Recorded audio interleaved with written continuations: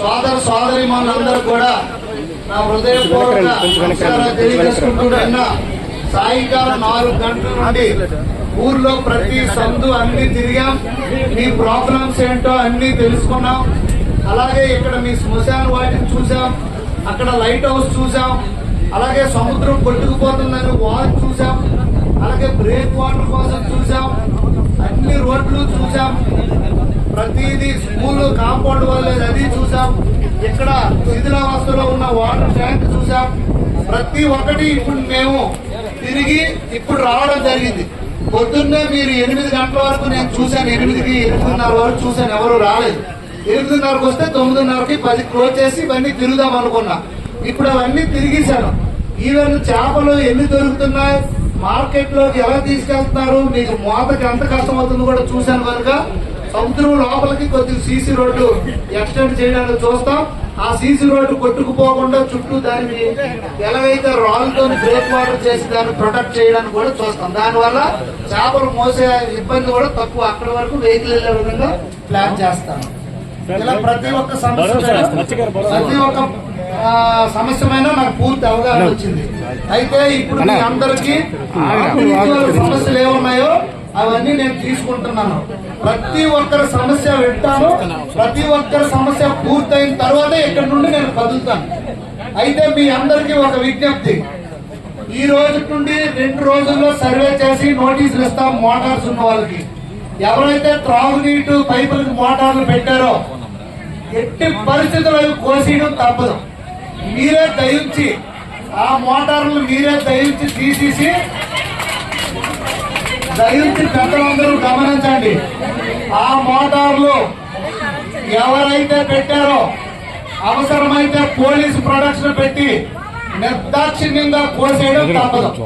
మీ అంతలో మీరే తీసుకుంటే మీకు దక్కుతుంది, మేము కోస్తే మాకు దక్కుతుంది మోటార్, మీ ఇష్టం.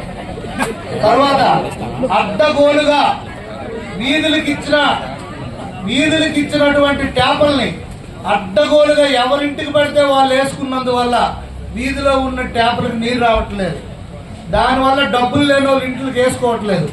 ఆ ఇంట్లోకి వేసింది ఓన్లీ జల్ జీవన్ మిషన్ ద్వారా ఇంటింటికి ట్యాప్ ఇచ్చే పూర్తి బాధ్యత మేము తీసుకుంటాం. మీ సొంత డబ్బులు పెట్టి అనాథరైజ్డ్ గా వేసినవి కూడా కట్ చేయబడుతుందని కూడా ఈ సందర్భంగా నేను తెలియజేస్తున్నా.